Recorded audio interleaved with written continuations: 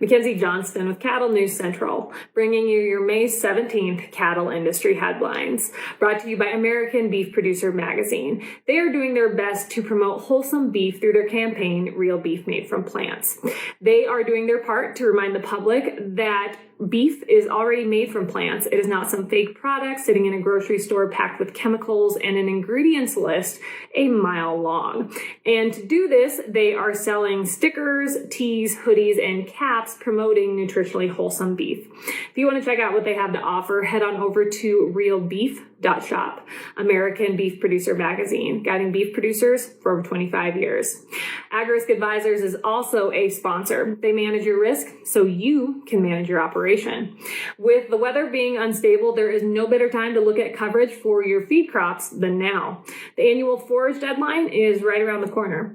With their state-of-the-art technology and second-to-none customer service, you can be confident that your policy is in good hands. AgRisk Advisors, risks averted, legacies preserved. And finally, Circle 5 Cow School. If you're wanting to learn how to preg check your own cows or start AIing, Circle 5 Cow School is definitely the way to go. Almost every week, they're hosting classes somewhere between Texas and Tennessee. If you want to check out their schedule, head on over to circle5cowschool.com. That is the number 5 in there, or you can go ahead and just give them a follow on Facebook. Drovers has reported, according to the May USDA crop production report, as of May 1st, hay stocks were down 6.9% year over year and 15.1% below the 10-year average. After 2 years of drought in some areas, hay stocks in the West are down 36.6% compared to 2020 levels and are down 27.1% compared to the 10-year average. Montana is notably hit the hardest when it comes to drought in the Northern Plains and the Rocky Mountain states. Their hay stocks are down 53.6% year over year and down 55.4% compared to the 10-year average. Other states up here in the northern part of the country that have pretty terrible hay stocks include North Dakota. Year over year, their hay stocks are down 45.3%. South Dakota, their hay stocks are down 50.5%. And Wyoming, their hay stocks are down 38.5%. The Southern Plains region, of Oklahoma, Texas, and Kansas had May 1st stocks down 12% year over year and down 25.3% compared to the 10-year average. A few states that are bucking the trend when it comes to hay stocks are Nebraska and Colorado. Colorado had hay stocks up 152% year over year as of May 1st, and their hay stocks are up 30.3% above the 10-year average. Nebraska had May 1 hay stocks up 25% year over year and 14.1% above the 10-year average.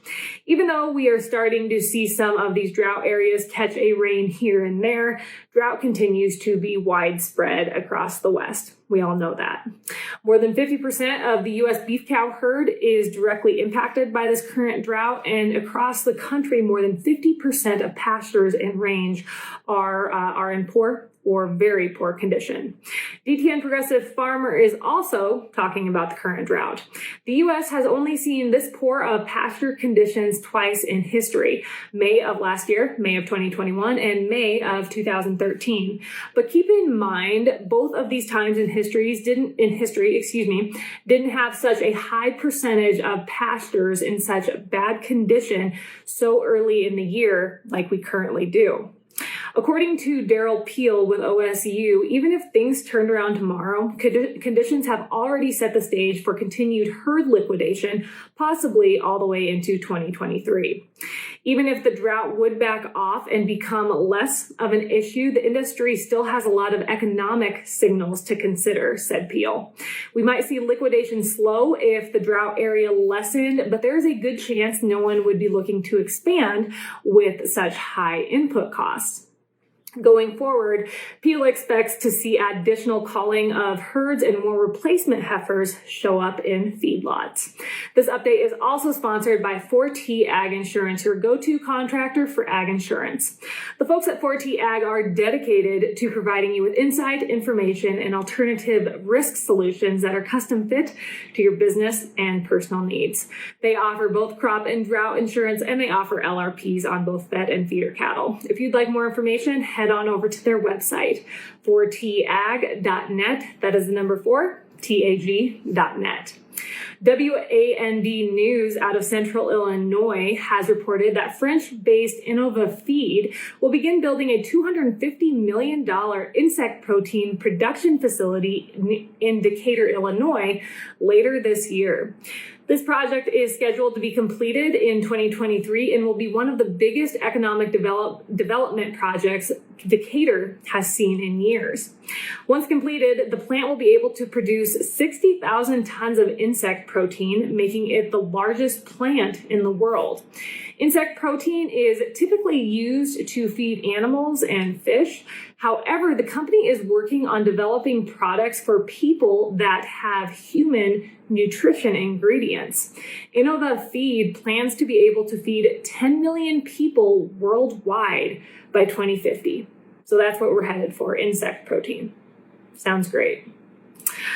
Finally, Fox Business News had a headline yesterday that seems to be a reoccurring headline day in, day out.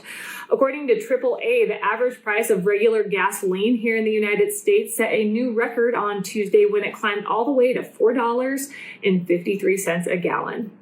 That is all I have for you guys this morning. Have yourself a wonderful Wednesday. I'll catch you later.